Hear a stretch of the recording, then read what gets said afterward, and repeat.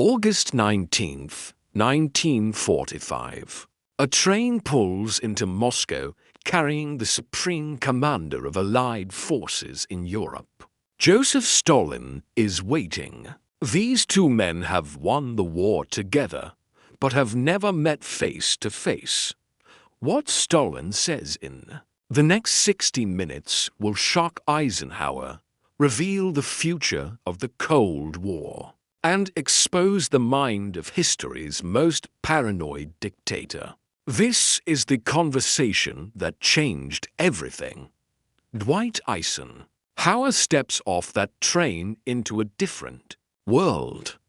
He's just spent for years commanding millions of men, orchestrating the largest military operation in human history, defeating Nazi Germany. He's a hero in America, celebrated across Europe, arguably the most powerful military figure on the planet. And he's about to meet a man who doesn't care about any of that. Stalin is 56 years old in August 1945. He's been in absolute power for nearly 2 decades.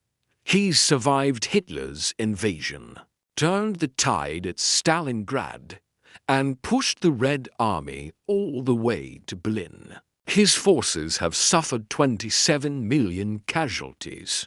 27 million. That number is so large it stops making sense. It's more than the entire population of Texas. And every single one of those deaths has taught Stalin a lesson about power, about control, about trust, or rather, about never trusting anyone. The meeting is set for the Kremlin. Eisenhower arrives with his translator and a small staff. Stalin greets him personally, which is unusual. Stalin doesn't greet people. People wait for Stalin. But this is different. This is Eisenhower, the man who commanded the Western Front, the man whose decisions directly affected Soviet survival. Stalin wants to take his measure. They shake hands. Eisenhower later describes Stalin's grip as firm, but not aggressive. Says Stalin's eyes were the most striking thing about him. Dark, penetrating, constantly evaluating, like a man doing complex calculations in his head while maintaining perfect conversation, which, knowing Stalin, is probably exactly what he was doing. They sit down in Stalin's office. This room has seen some of the most consequential decisions of the 20th century made within its walls. Orders that sent millions to the Gulag. Battle plans that cost hundreds of thousands of lives. Political purges that eliminated anyone Stalin perceived as a threat. And now it's hosting a conversation between two men who have just won the greatest war in human history, but are about to lose the peace. Eisenhower starts with pleasantries. Thanks Stalin for the Soviet contribution to victory. Praises the courage of the Red Army. Says how much he's looking forward to cooperation in building the peace. All the diplomatic things you say when you're meeting the leader of a major Allied power. Stalin listens, doesn't interrupt, just watches Eisenhower with those calculating eyes. Then Stalin speaks, his first real words to Eisenhower, and they're not what anyone expected. He says, "General Eisenhower, you Americans do not understand what we have suffered. You think you know war. You do not know war." The room goes quiet. Eisenhower's translator hesitates before translating, unsure if he heard correctly. But Stalin continues. He talks about the siege of Leningrad, 900 days, over 1 million civilians dead from starvation, cold, and German artillery. He describes it in detail. Children eating wallpaper paste, families burning furniture. For heat, bodies stacked like cordwood in the streets because the ground was too frozen to dig graves. Eisenhower tries to respond, to acknowledge the suffering. But Stalin isn't looking for acknowledgement. He's making a point. He talks about Stalingrad. House-to-house fighting for 6 months. An entire city reduced to rubble. Soviet soldiers with life expectancies measured in hours. He describes the reserve meat grinder, a series of battles most Americans have never heard of that cost more Soviet lives. Then America lost in the entire war. Stalin is establishing the hierarchy. He's telling Eisenhower, without saying it directly, that whatever Eisenhower thinks he knows about war, about sacrifice, about what it takes to defeat Germany, the Soviet experience dwarfs it. America lost 400,000 military personnel in World War II, a staggering, tragic number. The Soviet Union lost 10 million soldiers, plus 17 million civilians. The math is almost incomprehensible. But then Stalin does something unexpected. His tone shifts. He leans back in his chair and asks Eisenhower about D-Day. Wants to know the details of the planning, the logistics, the decision-making. And his questions are sophisticated. He's not asking softball questions. He wants to know about amphibious assault coordination, about air superiority timing, about supply line management. He's testing Eisenhower's military knowledge. Eisenhower responds in detail, talks about the planning that went into Overlord, the deception operations, the gamble with the weather. Stalin listens, asks follow-up questions, pushes on specific points, and slowly, Eisenhower realizes something. Stalin isn't just making conversation. He's conducting an interrogation, a polite, cordial interrogation, but an interrogation nonetheless. Stalin is trying to understand exactly how competent Eisenhower is, how the Western allies think, how they make decisions. Then Stalin makes a comment that stops Eisenhower cold. He says, "Your Operation Overlord was very impressive, but you must understand, it succeeded largely because we were destroying German divisions in the east. For every German soldier you faced in France, we faced 3 in Russia. Your invasion was possible because we made it possible. Asterisk, it's a power move." Stalin is reframing D-Day, the crowning achievement of Eisenhower's career, as something that was enabled by Soviet sacrifice. And the worst part is, he's not entirely wrong. The bulk of the German army was on the Eastern Front. The massive Soviet offensives in the summer of '44, Operation Bagration, destroyed an entire German army group and drew resources away from France. Stalin knows this. Eisenhower knows this. And Stalin is making sure Eisenhower knows that Stalin knows. But Eisenhower doesn't back down. He points out that without American Lend-Lease, without the millions of tons of supplies shipped to Soviet ports, the Red Army's offensives would have been impossible. Trucks, trains, food, raw materials, aircraft, all provided by American industry. He mentions the numbers: 400,000 trucks, 13,000 aircraft, 11,000 rail cars. Stalin's expression doesn't change, but there's a flicker of something in his eyes. Maybe respect, maybe annoyance. Stalin responds, yes, the supplies were helpful. But supplies do not fight, soldiers fight. And Russian soldiers fought and died while your country was safe across the ocean. It's a brutal rebuttal. Stalin is basically saying that material contribution, while appreciated, doesn't compare to blood sacrifice. And again, from his perspective, from the Soviet experience of the war, it's hard to argue. The conversation shifts to Germany's future. This is what Eisenhower really came to discuss: the occupation zones, the treatment of German industry, the question of reparations. Stalin's position is clear and uncompromising. Germany must be stripped of its ability to ever make war again. Complete deindustrialization. Massive reparations paid to the Soviet Union. Permanent occupation.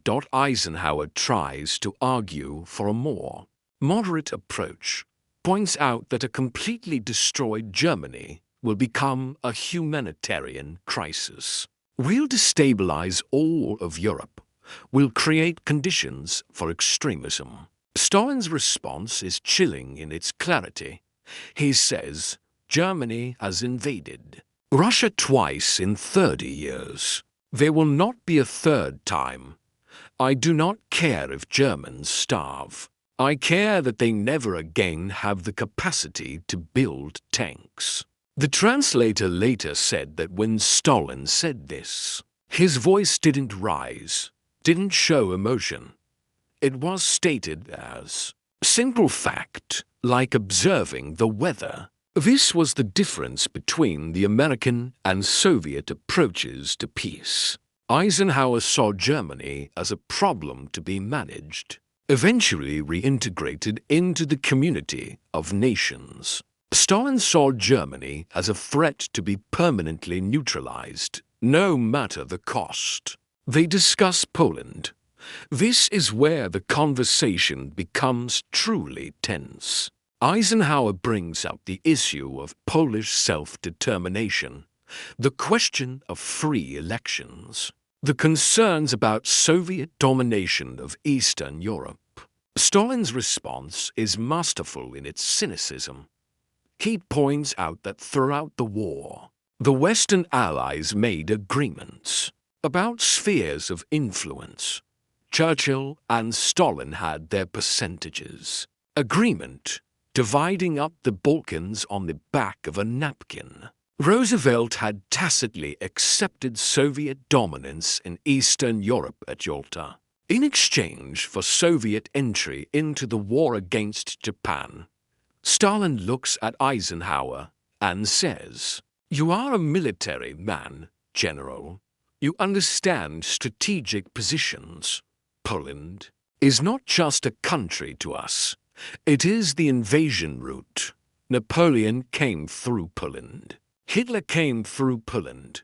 We need Poland as a buffer.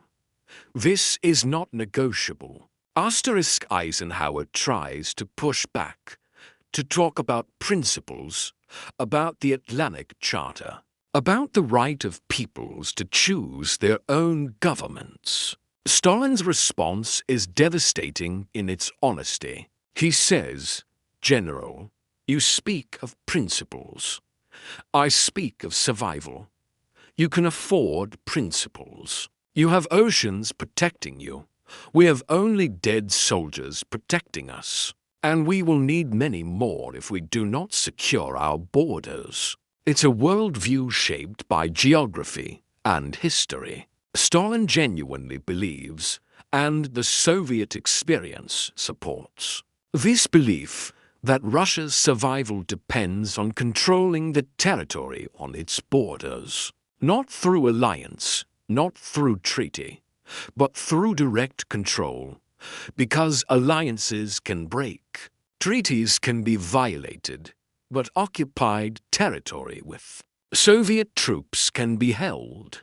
The conversation turns to Japan. Stalin is eager to discuss the Soviet entry into the war in the Pacific. He's already planning the invasion of Manchuria, set to begin in just days. He wants to know about American plans for the invasion of the Japanese home islands, about coordination between Soviet and American forces. Eisenhower shares what he can, but he's holding back something major. Something he can't tell Stalin because Stalin can't be trusted to drop the atomic bomb.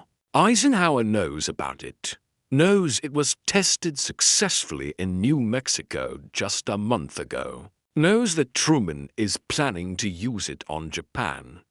But Stalin doesn't know, or at least, Eisenhower thinks Stalin doesn't know.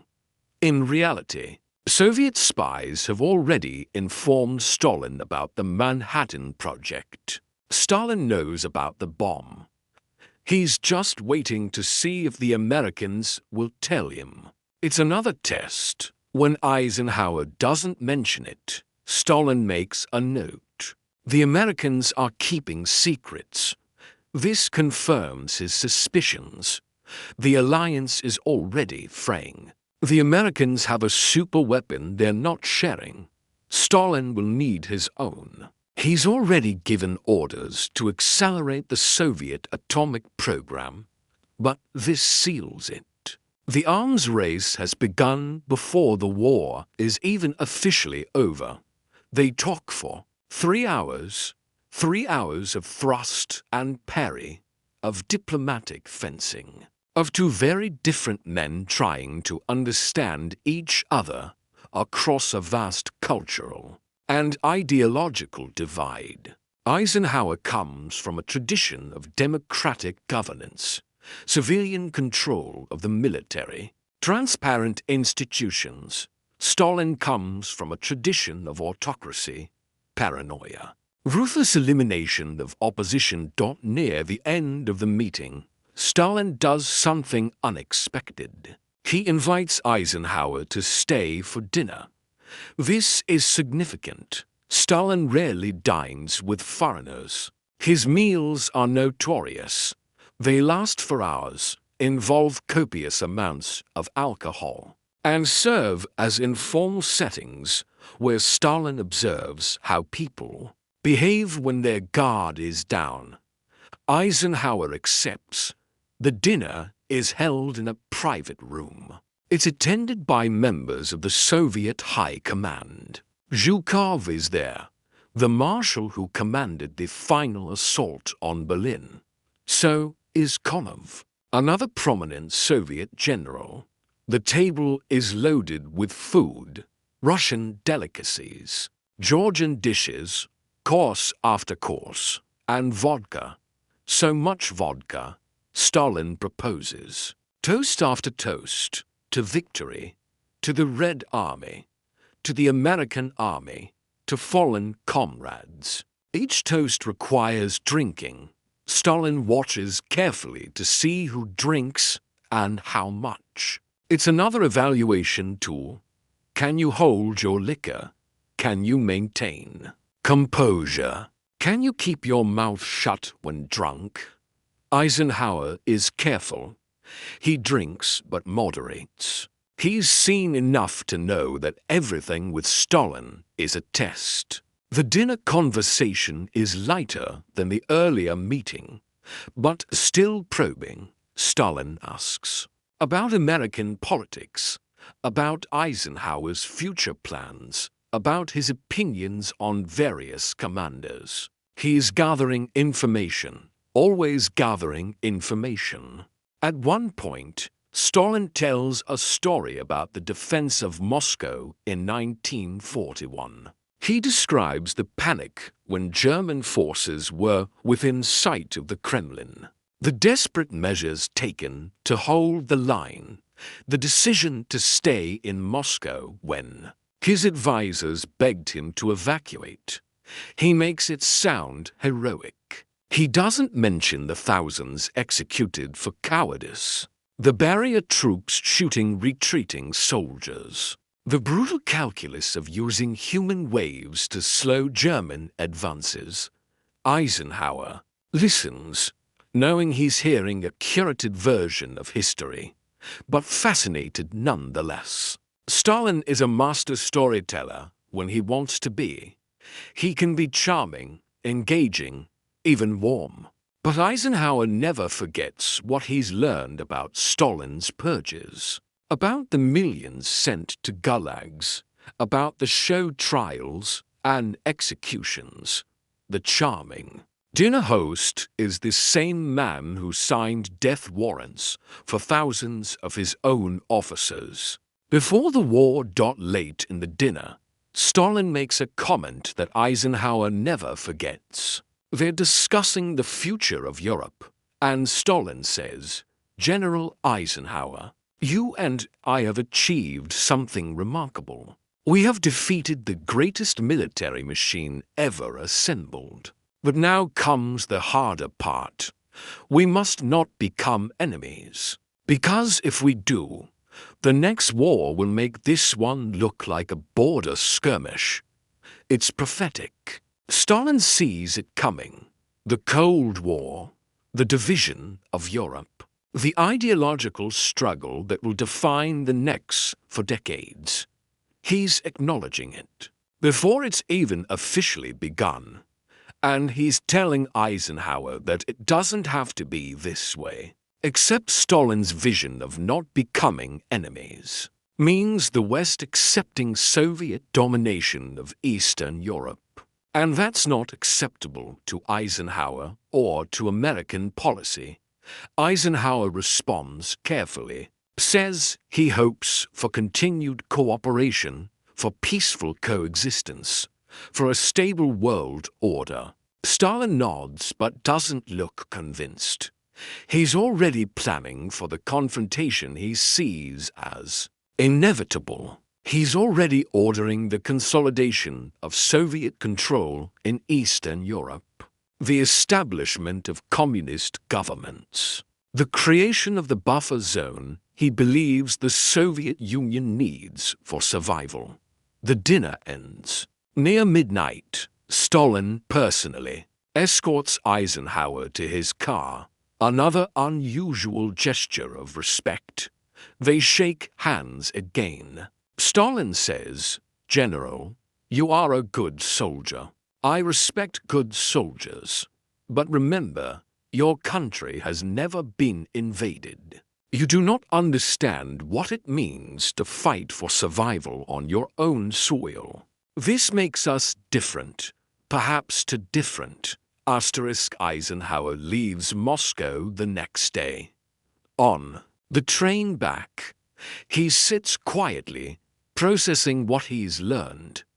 He's met Stalin, taken his measure, and come away deeply troubled. He sees the coming confrontation, sees that the wartime alliance is already dead, kept alive only by the momentum of shared victory, sees that Stalin views the world through a lens of zero-sum competition, where Soviet security requires American insecurity. When Eisenhower gets back to American headquarters, he writes a report for President Truman. In it, he describes Stalin as highly intelligent, extremely suspicious, and fundamentally hostile to Western democracy. He recommends maintaining military strength in Europe, resisting Soviet expansionism, and preparing for a long ideological struggle. The report becomes one of the foundational documents of American Cold War policy.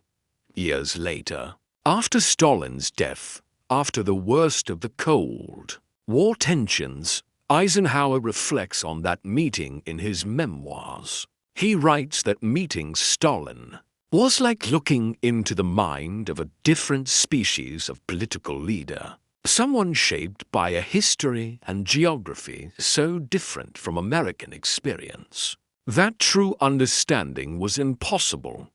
He says he left Moscow certain of two things: that Stalin was one of the most capable leaders he'd ever met, and that permanent cooperation with Stalin's Soviet Union was impossible. Stalin's own reflections on meeting Eisenhower are harder to pin down. Stalin didn't write memoirs.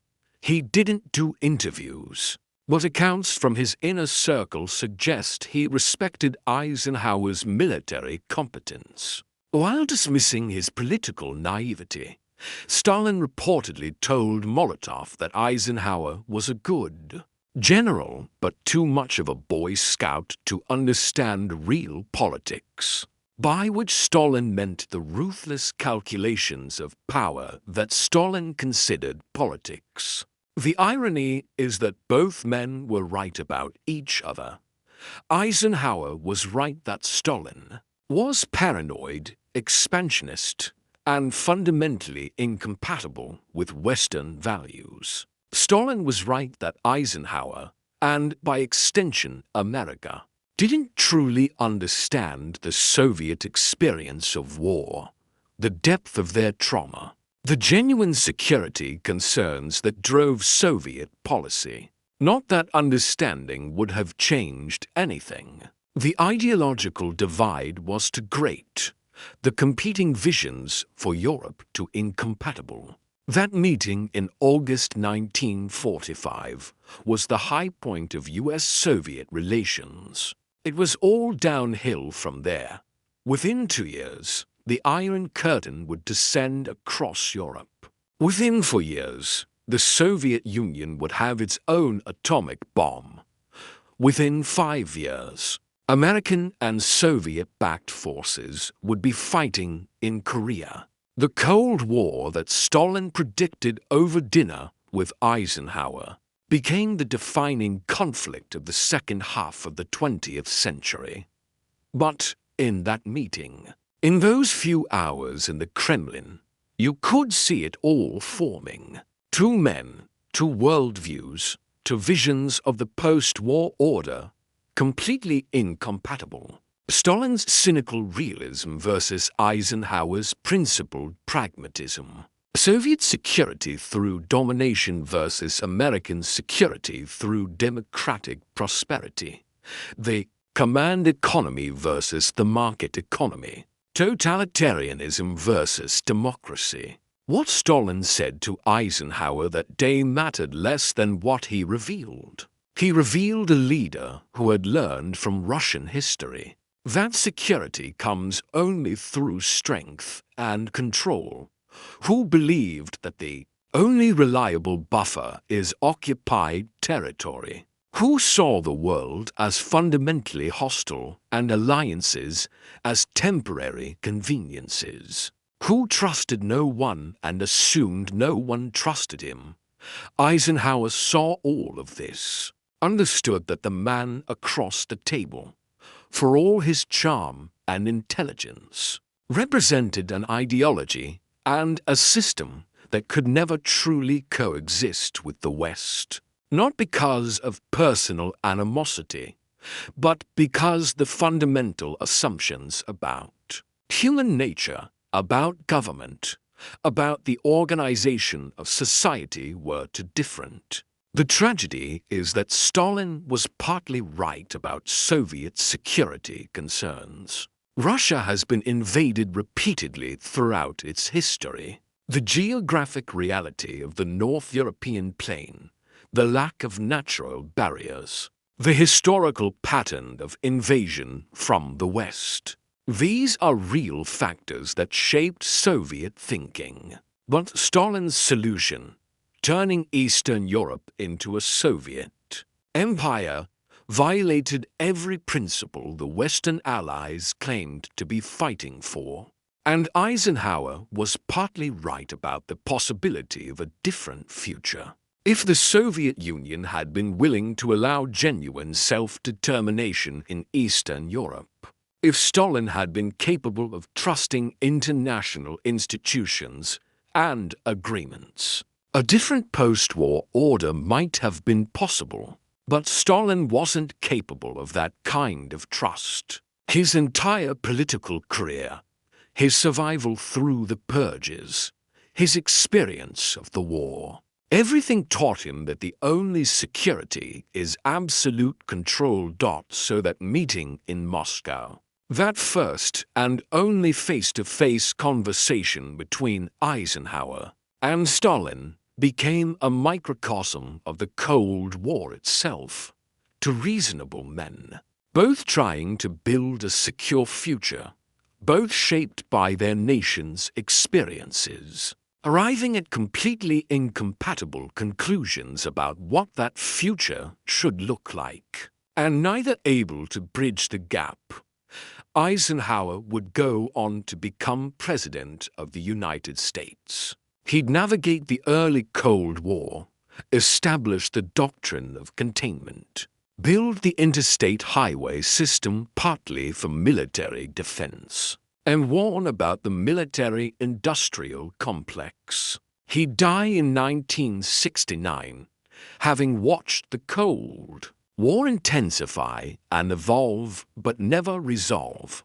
Stalin would die in 1953, collapsing from a stroke after decades of absolute power. His death would lead to de-Stalinization, to Khrushchev's secret speech denouncing Stalin's crimes, to a slight thaw in Cold War tensions.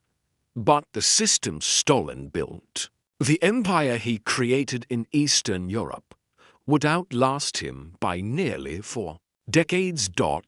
And it all started, in some ways, in that room in the Kremlin in August 1945. When two men who had just won the greatest war in history sat down to discuss the peace, and realized they were already enemies, when Stalin told Eisenhower that Russia would never again be vulnerable, and Eisenhower heard the future of Eastern Europe being determined. When both men left the meeting knowing that the alliance was over and something darker was beginning, what Stalin said to Eisenhower that day wasn't just words. It was a declaration of how the next 45 years would unfold, a roadmap of confrontation, competition, and constant tension that would bring the world to the brink of nuclear annihilation multiple times. All because to different visions of security,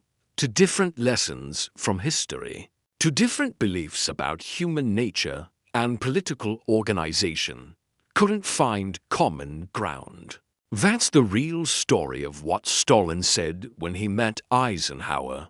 Not the specific words, though those mattered, but the worldview those words revealed. The unbridgeable gap between Soviet paranoia and American optimism, between totalitarian control and democratic freedom, between a nation traumatized by invasion and a nation protected by oceans, between a leader who trusted no one and a leader who believed in institutions.